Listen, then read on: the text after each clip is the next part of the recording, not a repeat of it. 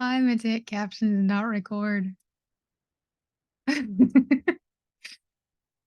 Oh, okay.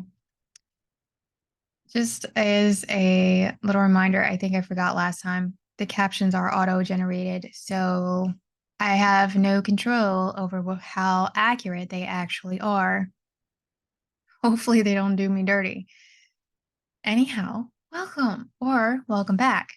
I am going to be speaking on narcissistic personality disorder again because I did a quick, well, not really quick, but last time I spoke about how they keep exes' momentums as trophies. It's pretty interesting if you want to check out that episode. That one will be out before this one, so it will be up. And my cat is in my lap, so I'm trying to work around him a little bit. Sorry you can't see him. He is super cute. The saturation on the last video seemed like it was a little too high, so I shut my window and now I look like a floating head. That's interesting. But anyway, today I'm going to be once again reading off something when it comes to this topic. It's going to be a combination of me reading directly from the paper and my asides. I also am just going to say right now, I am not the person to come to for pronunciations or math ever. I might get something a little off. I am a reader. I often have read something and then when I go to pronounce it, it's totally wrong. One of the books that I'm reading right now just reminds me, I Persephone was one that I mispronounced for a long time. And that was just one of the many, many, many names and examples that I was like, oh. And by a long time, I mean, it wasn't until recently when I listened to the audiobook the first time. Now I'm like actually reading it, but when I listened to the audiobook, I heard her voice. I mean, I heard her name. I was like, are you kidding me? All my life I have said that wrong. Oh my God. And anyway, so if I mispronounce anything, sorry about that. Also, I have dyslexia and severe dyscalculia. So, yeah, I'm neurodivergent and I'm going to try to read quickly, which is a skill that I have actually developed pretty well to my ability. So, I'm going to try to make this not super boring. And you're like, so why are you still talking? Yeah, okay, so we'll get to it then. In a TED talk called Narcissism and Its Discontents, um, she begins by stating that the word narcissism is overused in society. I agree. One negative result is that it has aided in grandiose ideologies while simultaneously making it more difficult for people to recognize abusive behaviors because it desensitizes them while creating a sense of normalcy. People often put narcissistic behaviors on a pedestal, praising their successes, toxic comments, and outlandish behaviors. Narcissist is not a diagnosis. Narcissistic personality disorder is. Many people can have narcissistic traits but not have a narcissistic personality disorder. Quote, too many people award them, narcissists, grudging admiration for their successes, and that grants permission to everyone to replicate these abusive patterns of behavior with impunity. Now, things got confusing when people started using narcissism as a clinical term. It became a way of medicalizing bad behavior. End quote. And unfortunately, that does seem to be true.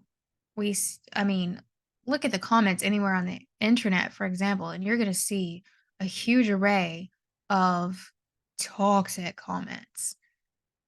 I mean, particularly, I've seen, maybe it's because I'm a woman, so I know what it's like. And I've also seen a lot of toxic comments towards women, no matter what has been posted, or it's weird. And why? um, or what? And you know what? Never mind. Let's not get into that. That's a whole nother tangent. That's a whole nother subject for another time. Moreover, most of the people who could be officially diagnosed with narcissistic personality disorder are not even going in for testing, so they do not have an official diagnosis. That, of course, makes treatment significantly more difficult. If the person refuses to seek help, they cannot be treated. Treating narcissistic personality disorder is relatively uncommon because the people with it tend not to get testing, let alone treatment. As a therapist, oh, I hope I don't say her name wrong. Devasula, she's the one from the TED Talk, by the way. I did mention that. I should have. Said the narcissistic people who came in for counseling, typically with their partner seeking couples counseling, never improved.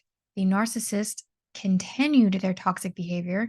People can only make improvements when they are self aware and want to put in the effort to improve. It is unlikely for a narcissist to want to improve. They tend to have little self awareness and a false sense of self in their grandiose ideologies, or their sense of self is merely enough to control themselves when they want, but not enough to recognize how toxic they are. Or they recognize it and they just don't care, let alone, well, I answered myself on that, didn't I? Let alone care enough about how much they hurt others, even to try to do better. As Duversula, I'm so sorry if I'm mispronouncing her name. Not that she's going to see this. Points out society idolizes narcissistic behaviors in famous people, which creates even more difficulty getting narcissists to recognize their behaviors as toxic or even care that they are harmful. In terms of being in a relationship with a narcissist, it is more likely for someone to stay in a toxic relationship either out of fear or if they grew up in a toxic environment. If their needs were not met as a child or any of the negative behaviors were normalized as a child, it could carry over into adulthood. The nervous system will normalize the patterns, making breaking the habit more difficult. It also leaves people more tolerant because they grew up in toxic environments. So basically, they are wired to deal with that sort of thing. It is a lot more normalized and you're desensitized when it is normal. If also you are most likely going to be gradually put into this toxic relationship, it's not the same as if you were to just dive right into their worst behaviors right off the bat because people wouldn't stick around for that unless they loved the chaos and that's just their vibe and that's what they want. Otherwise, they would run like immediately. They wouldn't just continue to go through years, months, weeks, however long, and this toxic environment and relationship that's typically only gets worse if they showed their true selves right from the beginning. It is a gradual process and it leaves people confused and it leaves them questioning a lot of things. And they are more likely to continue when they get their little signs, their little red flags, their big red flags, their obvious signs. They're more likely to continue once they've caught feelings, once their lives are intertwined, especially if they're already living together or something like that.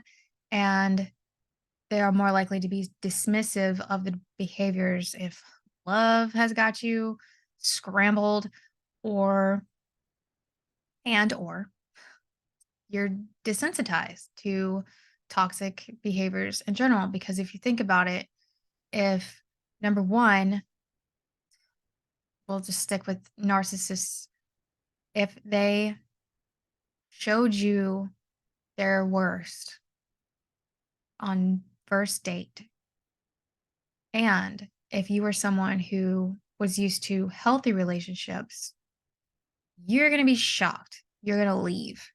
Now, someone who's used to those environments, okay, they show you their worst, you're going to be like, whoa, no. But they get you gradually. They get you gradually. And Unfortunately, if it can become a very self-internalized issue. It can become you're just so confused and you're questioning yourself and you're questioning all the things. You're questioning your intuition. You're questioning, well, were they right? Did I take that the wrong way? Is it my fault? All of the things. It's a jumble. It's important to not lose track of yourself. And it's good to have some sort of therapy, somebody to talk to about it all and help you keep track. I don't know if it's safe to keep a journal, but some way to try to keep track of things as well. Document what you can. It could be helpful when you're going back later, trying to put pieces together. Anyhow, that's a little aside. Back to the write up. The combination of a narcissist and a person who tries to justify their wrongdoings is a match that feeds the narcissist while it depletes their partner. It is a vicious cycle that can be difficult to break. And I also want to note, I noted it in my last, but I'm going to note it again. Anybody that says, well, just leave, you don't understand what these relationships are like. And if you do, then maybe you need to remember that when someone is leaving a toxic relationship is the most dangerous time for them to leave. It's probably a better idea for them to gather their resources and really prepare for such a thing if they decide that they get to a point where they can leave. But again, it's not as simple as just leaving. Don't want to minimize that. All right, to the paper. Most narcissists are very manipulative and they are experts at gaslighting. I don't know why I said most because I feel like it's all I feel like it's all of them. This leaves their victims questioning themselves and their reality. Narcissists are good at making everything that is wrong someone else's fault. They are masters at victim mentality. They are the masters of always playing the victim, and everything is something or someone else's fault. It's wild, wild. They are so good at victimhood, and yet they create victims all through their wake. And it's like true victimization happens through that. But they see themselves as the victim with anything that didn't go just perfectly. Like, okay. Anyway, quote, when we are in a narcissistic relationship, we make excuses.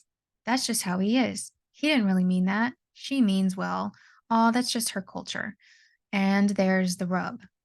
That's how this infectious virus of being in any form of a narcissistic relationship, whether with an individual or a family or a company or a culture, can slowly proliferate and take over. Most of us issue second chances with Sale. Our storytelling in our culture is immersed in tales of hope, redemption, and forgiveness. And while that's all very healthy, in the wrong hands, hope and forgiveness may not represent an opportunity for growth or change or restoration, but rather permission to just keep things going as they are. Because with narcissists, forgiveness is interpreted as, hey, let's just keep the status quo. A relationship with a narcissist is a gradual indoctrination. You slowly become inured to their lack of empathy, their tantrums, their rage, their insults, their entitlement, their lies, and their challenges to your reality. Their insulting words slowly become your self talk. And before you know it, your new mantra becomes, I am not enough. End quote. That was also Diversila. Okay, I'm seeing that my caption, it's not diverse. I'm saying her name and I must be doing it wrong. It's Durvasula. And it's still not showing up right on the captions.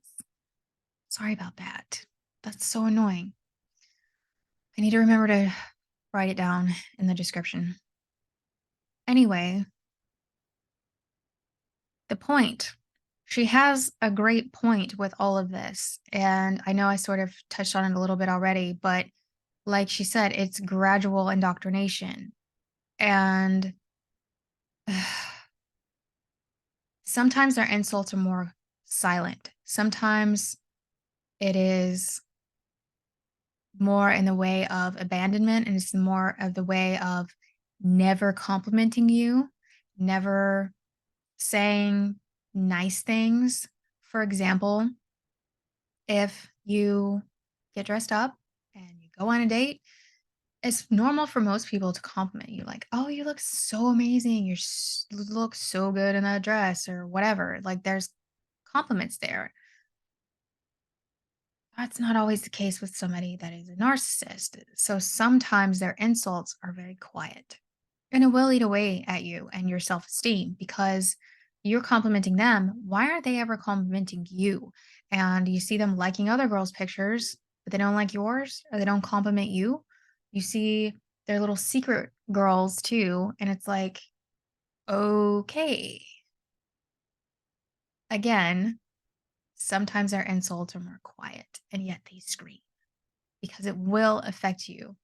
No matter how good your self-esteem is and your confidence is, that will eat away at you at some point.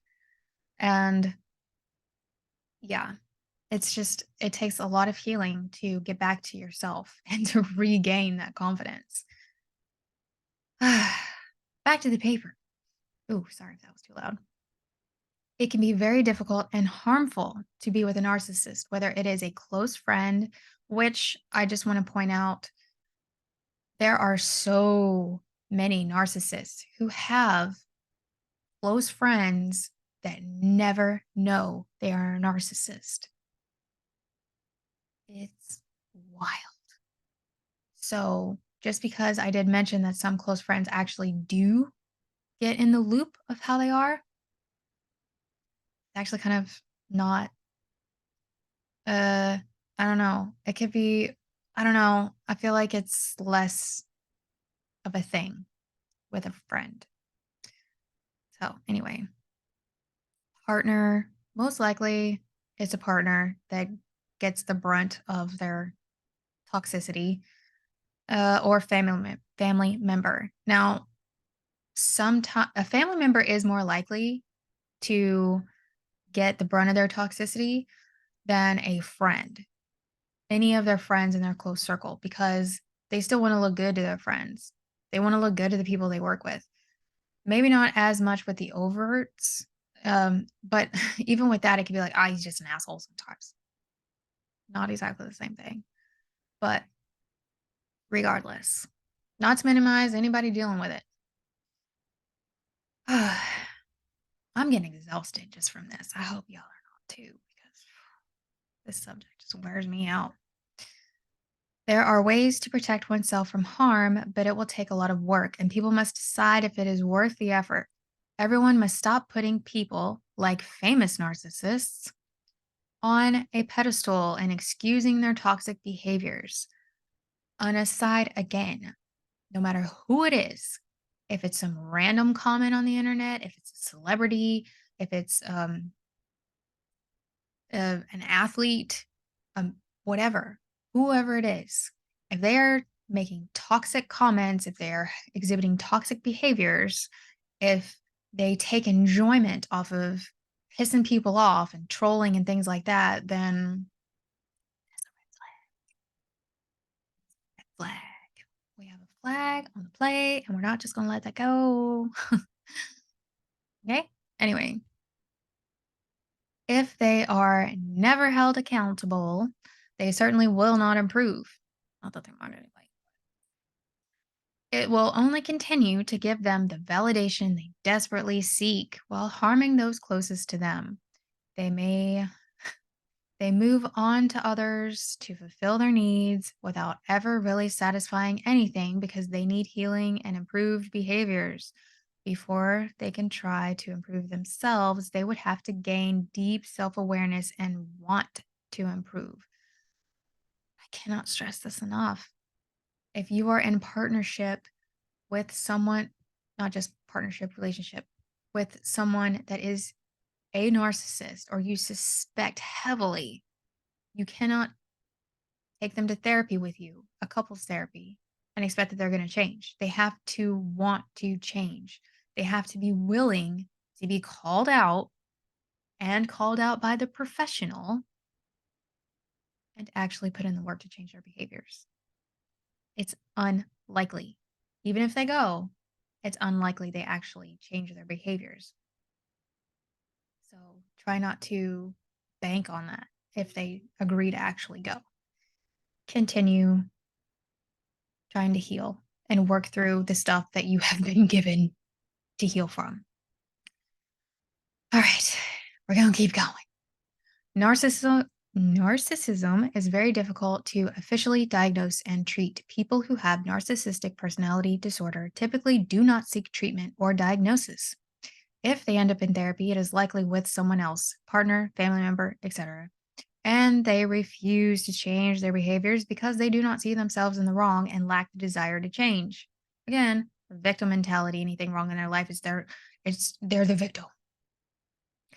This makes it very difficult to treat those who do seek help in any capacity. Quote, pathological narcissism and narcissistic personality disorder are prevalent and present with significant comor- comorbidity and create problems to self and others.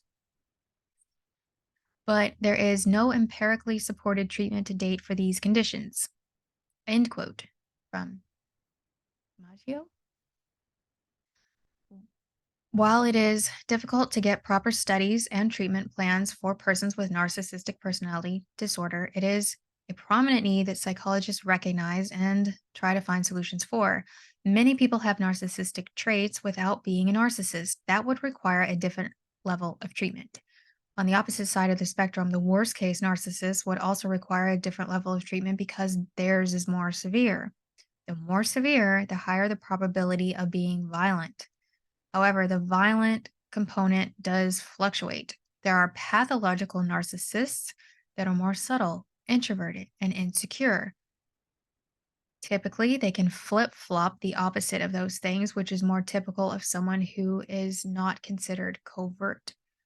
Overt narcissists, also referred to as pathological narcissism, and in the one I did before, it was also called, what was it called? Neutral? Oh, no, I forgot the word. It was called something else in that one too. Said it in that one. If you checked out, you'll know what I mean. Anyway, covert narcissists, which is just easier for me to put it that way, may be lower on the scale. However, they can still be very hostile. They can exude rages, violence, and passive aggression, including the silent treatment. They also may flip flop in other ways, such as having a low self image to a grandiose self image. I don't know if I go into this later, but just as a little example, like they can go from saying, I look terrible to I am best in this room. See, it's flip flopped.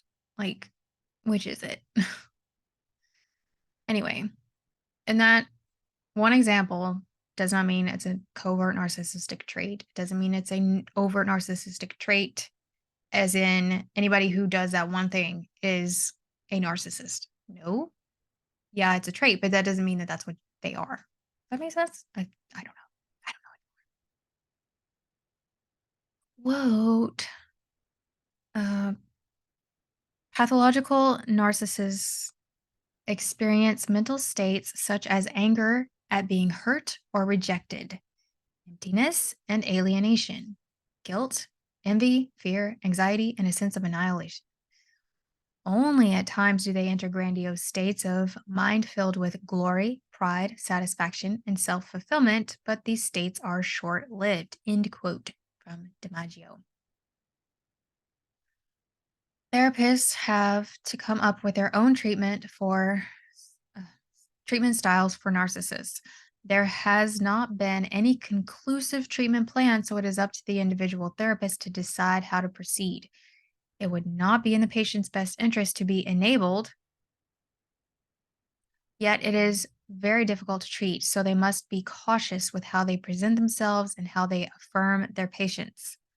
Some theorize that narcissists on any level have developed their personality as a coping mechanism from childhood. Y'all, I don't accept that as an excuse. Anyway, if they mistreat someone like their therapist, and the therapist allows themselves to be talked down to or yelled at, that may reaffirm to the narcissist that their behavior is acceptable.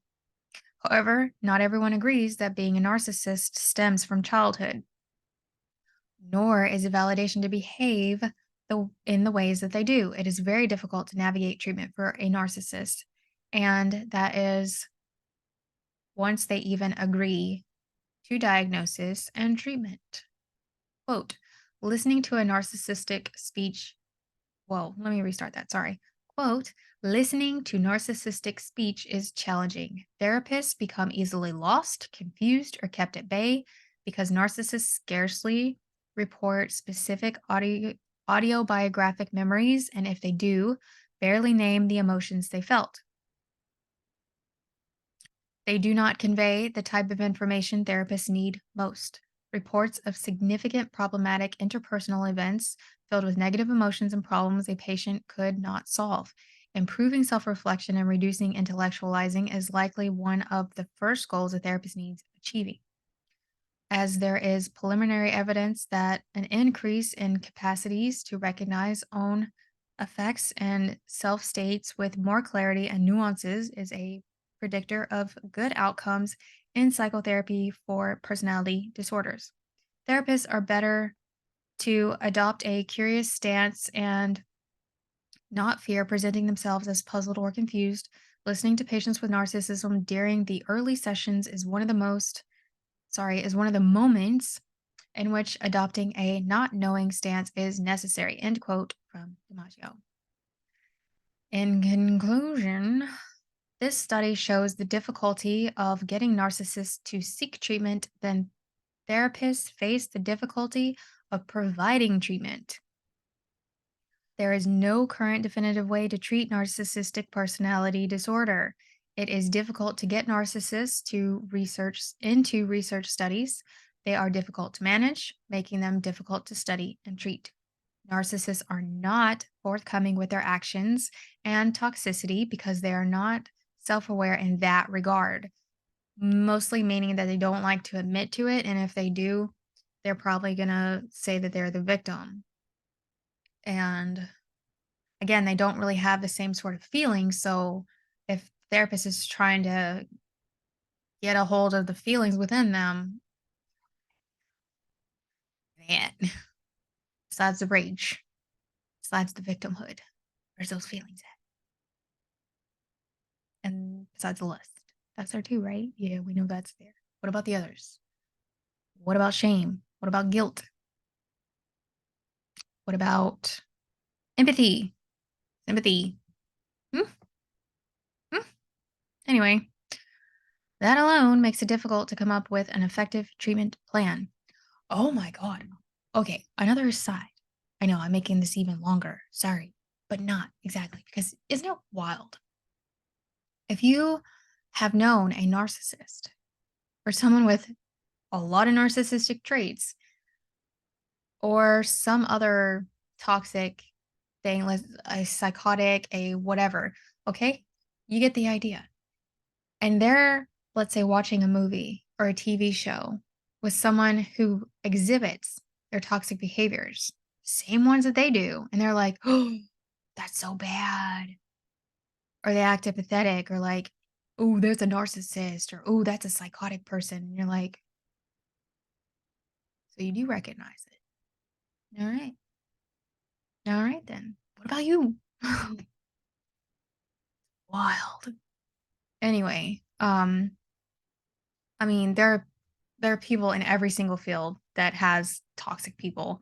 So there's a lot that might think, oh, well, no way they're like that. They're this great person that does these great things.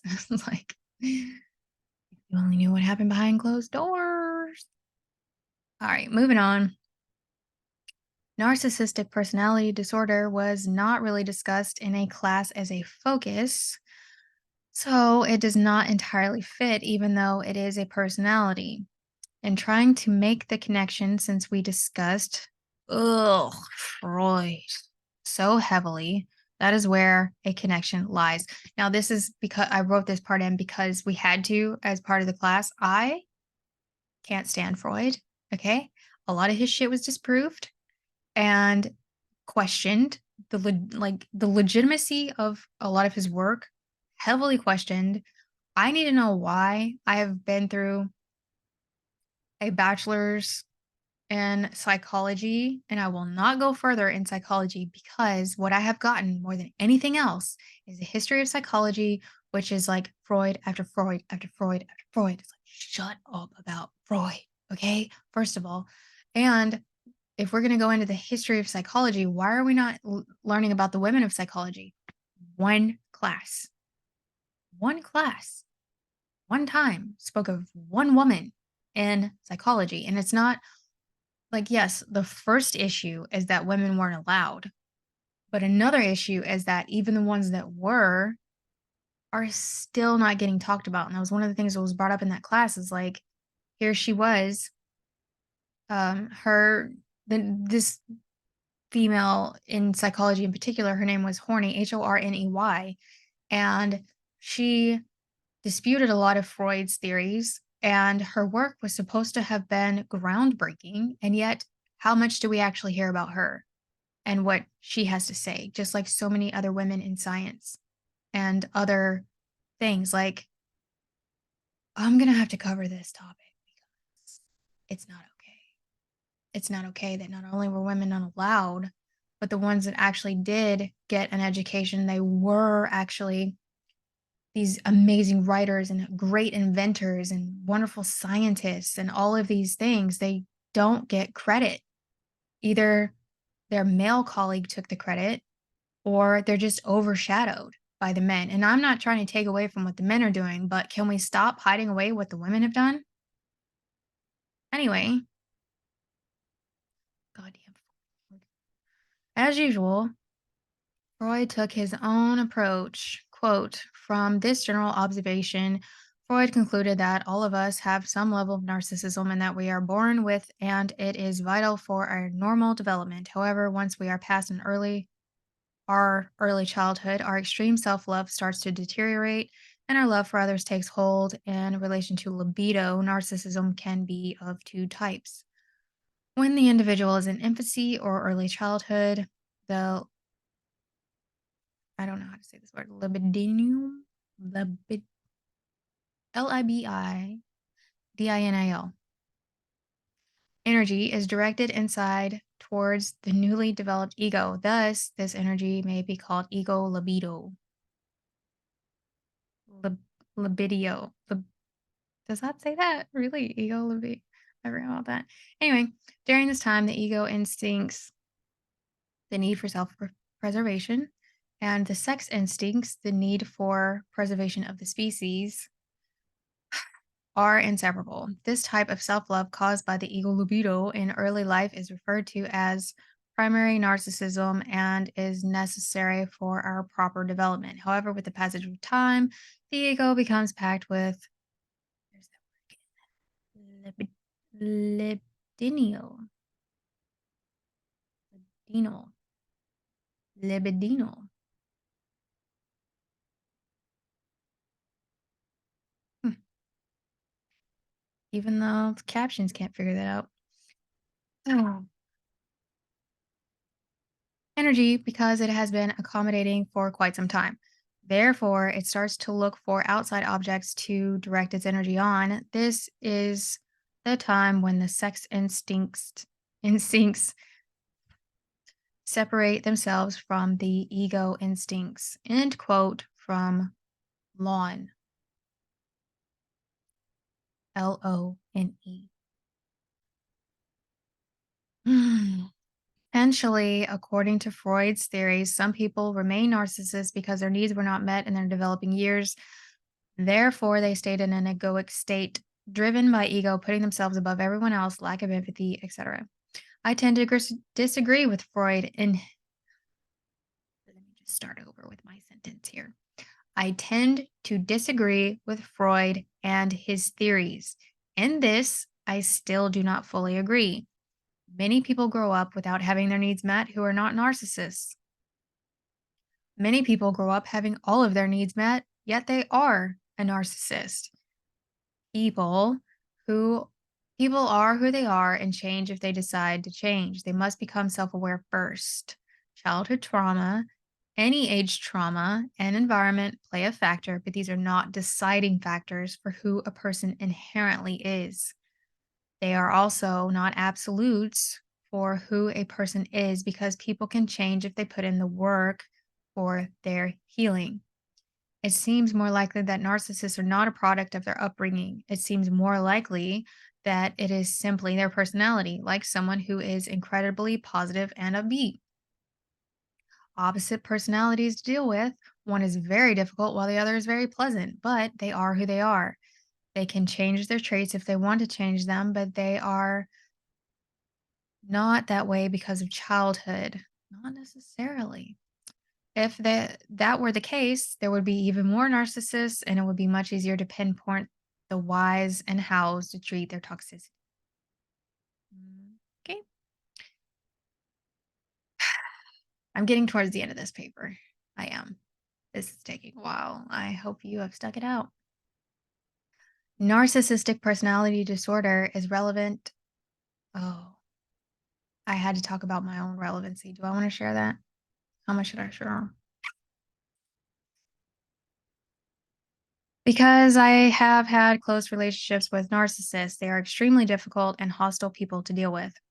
They are charismatic in the beginning, and to everyone who does not know how they really are, they are very good at putting on a facade. Even people who have known them for years do not know how they are when you are in an intimate relationship with one.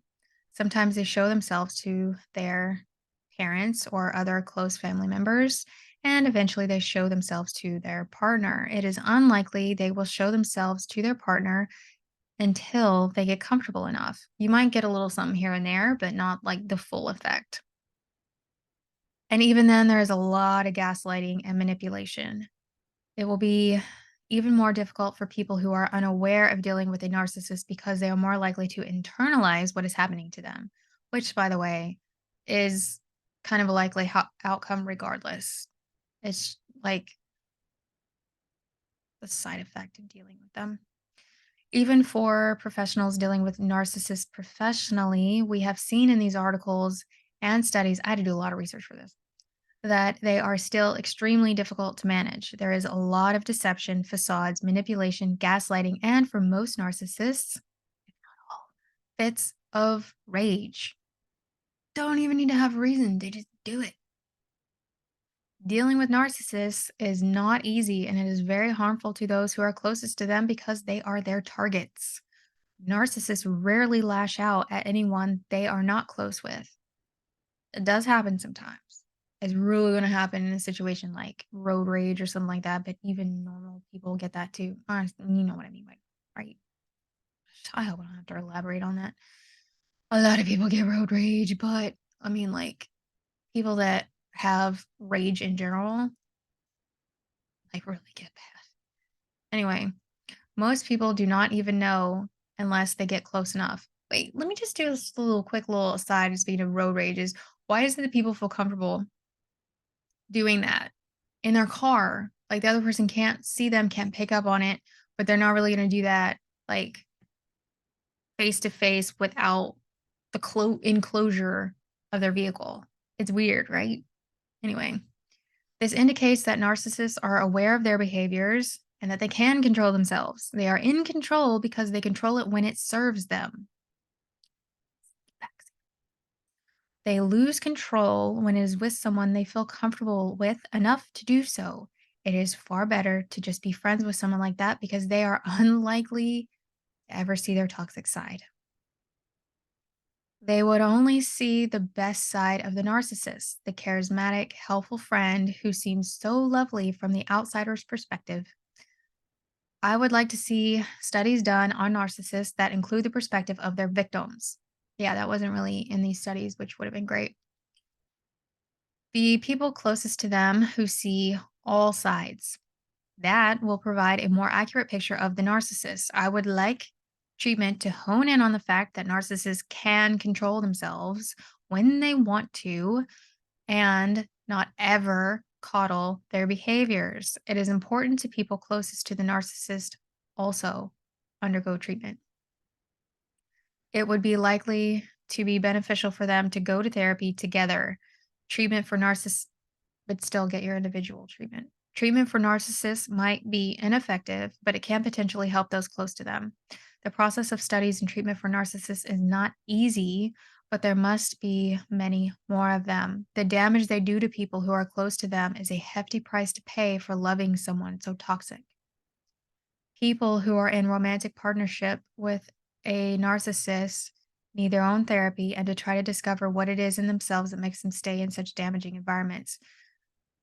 Pause that little for a second. One of the reasons why it might be is because you are a very agreeable person. It could be because you are a very empathetic person. It could be because you are,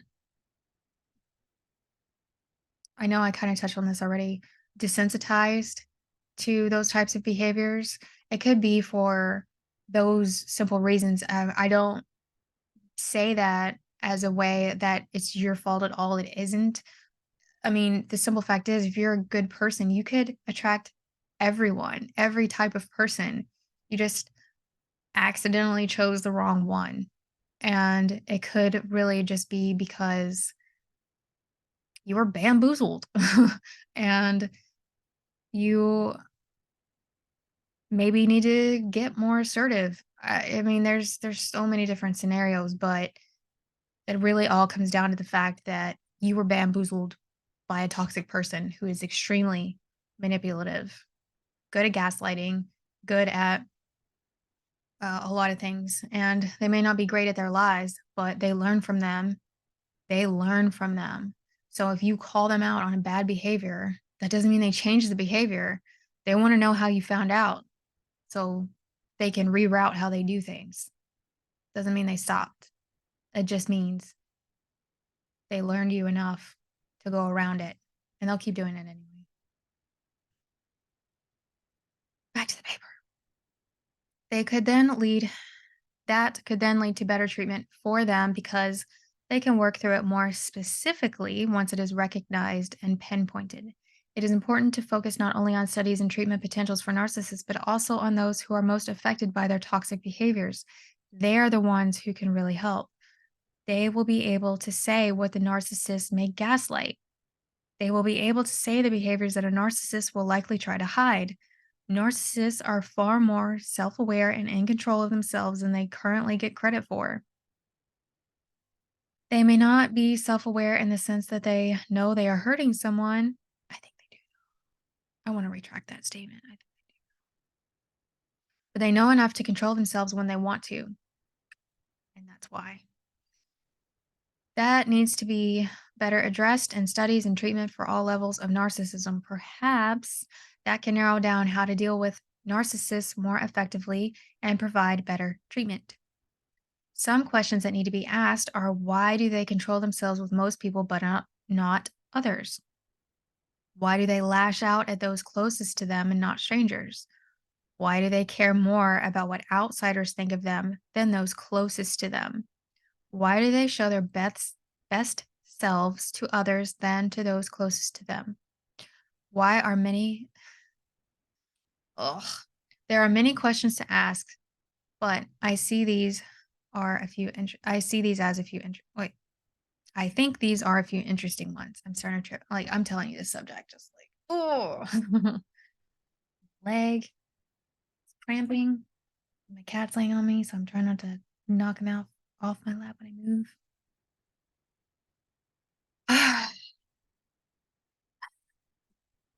Okay, almost done. They can control themselves when they want to and typically show their worst to those they claim to love versus strangers and friends who have never seen their toxicity. I would like to explore that. Yeah, but I'll let them know. Ugh, it is concerning to me that these articles show an almost fear of narcissists by psychologists. They will not be able to get very far in their research or treatment when they are coddling and walking on eggshells. Particularly, people like narcissists will view that as a weakness and not give up anything, or they'll just do it in a very manipulative, gaslighty way. It would be more effective to allow them the space to truly let go of their facade and reveal themselves fully. Healing can only go as deep as a person allows it. With a narcissist, it needs to be surgical, not a band aid effect. They need therapists or coaches that can handle them. If a therapist is gently applying a unicorn band aid over a deep, festering wound while telling them affirmations, they are not helping the narcissist. They need to dig deep in order to even start the process. So many psychologists, therapists, and coaches are heavy on the niceties that is not a good fit for patients like a narcissist. That methodology will only further enable the narcissist and all toxic people like that. Mm, okay, finally through the paper. So I do have a few references here. I have, in case you want to look further into what I was uh, I don't know. I've read way more than just this, I think, but these are what I quoted from. DiMaggio Treatment Principles for Pathological Narcissism and Narcissistic Personality Disorder from Journal of Psychotherapy Integration. And the name I have trouble pronouncing, I think, and I apologize again, Diversila, Narcissism and Its Discontents, TEDx Sedona, TED Talk. And then we have Lone, and it's Freud and the Nature of Narcissism from Psych Central.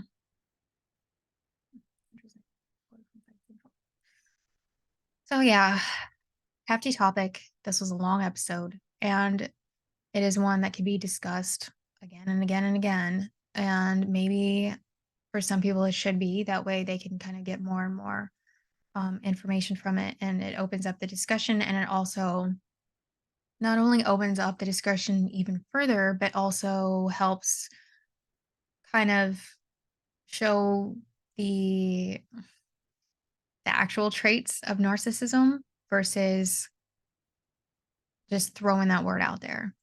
And narcissist did come from, I believe it was the Greek Narcissus, who fell in love with his image in the river and drowned because he was so in love with himself. But even though that's where the word came from, that doesn't just mean that like an actual narcissist is not just so in love with their reflection. Okay. That's if you learned anything from today, if you hadn't known it before, now you know it's far deeper and more concerning than that because that only Narcissus only hurt himself with that mostly, you know? He wasn't like as awful as narcissistics can be, you know? Okay? Anyway, I'm very tired. I'm very drained after that. I hope that it was helpful. I hope that it you learned something and it didn't feel too like a boring lecture. And um I just I feel like reading from a write-up is a little bit easier to get the points that I wanted to make, but it's not going to be like this for every episode. I want to make that clear. Every episode is not going to be me reading off of something that I have written. It was this time, and it was for the one that's I think I'm gonna title Narcissists Keep Exes as Trophies. Because check that out. But there will be times where I read off of something that I wrote. Sometimes it's easier for me to gather my thoughts and be able to write it out and then read it. And people are more likely to listen. It's less time consuming to just turn something on and listen while you're getting things done than it is to sit and actually read it yourself. So, in regards to that, and plus people like me, that it's like I am busy, very busy, yes, but I'm also dyslexic and listening to it is a nice thing to be able to have. So, yeah, I I won't always be reading off of things, but if there's any topics that you want me to discuss, if you have any specific questions, if we need to go even further into this or talk about it more, we can absolutely do that. If you want to potentially be on an episode as my guest, then all you have to do is have a Zoom, and I need you to go to the contact form on my website and send me a link to your public social media, preferably TikTok, and you have a at least one video up so I can kind of see that you're an actual person. And um, you can say the topics that you want to discuss. You don't have to be promoting anything. And maybe I'll have you on because I like leaving it open where anybody that wants to come on can come on. I've had a few guests so far. This has been so much fun. And I have a couple more lined up. There are some people, there have been a few people that I have personally invited on, and then the others have been that open from an open invitation. And it has been great so far. A lot of fun. And all you need is a Zoom. If you want to talk about something that you feel is too personal, where you're not, you don't want to be on camera to maintain privacy, or if it's any kind of situation like that, that's understandable. I can leave I mean, when we meet with each other before the recording, so I'm just gonna like, sorry, this is rambly, but I just want you to know the process. We're gonna have a quick little introduction with each other before I start the actual recording. So I would prefer, if that's the case, to actually be able to see you. So I know that you're a real person and you're there and it's private for me as well. And then we can shut your side of the camera off and begin the recording. Um, so yeah, if you're interested in that, contact form on vikingwitch.shop. If you want to submit any anonymous questions or things like that, then you can send it in on the contact form on vikingwitch.shop as well. You can absolutely add it in the comments below, just if you don't want others to be able to see it. There you go. I will not name names regardless. And I think that's all. Hopefully, this was helpful, beneficial, and I cannot wait for more episodes to come out. This is all brand new. I have not even launched it yet. So the time that you're seeing this, it will have been launched, but time of recording it, I'm launching it, I think, next week. So we'll see how it goes. I've been having a lot of fun regardless. I've been enjoying it. Today was a draining topic for sure, but I'm still enjoying this and I hope others do as well. Mostly, I hope that it's helpful in some way, but again, I'm trying to keep things where it is not edited, it's very raw, like, all of the mistakes are gonna be left in there, and, yeah, it's gonna be pretty rare moment if I do actually edit anything out because I want it to be like a natural conversation. I want it to be very, very authentic and just real. I don't want a big production, and if you like the big production, I'm not doing that over here. And maybe I'll upgrade some things as I go. But as of right now, I'm having like this crazy lighting situation and still trying to figure out my technology, but this is where I'm at. I will leave a link to my website in the description below, probably also my TikTok. They are super random and I kind of post it and forget about it. So it is what it is. But you take care of yourself. And if you are in, I should have mentioned this in the last video. If you are in a toxic relationship and you need help, please, please get the resources, get the help that you need. There are anonymous hotlines. And if I forget to put a list of a few in the description box, then please, it's on my website. I do have it on my website where some of the hotlines are linked that you can go to. Please get help. Don't give up. And I also did not mention, I don't know if it needs to be mentioned for something like this. I am not a licensed therapist. So I am not qualified to diagnose or treat anyone. I am just a psychology student and I'm not interested in getting a license as a therapist. I might go further in school, but This is not about me, and I'm done because I've been doing this for a while and I'm running out of time now. Take care of yourself. And I hope to see you next time. Hope you subscribe. And yeah, thanks for taking the journey with me.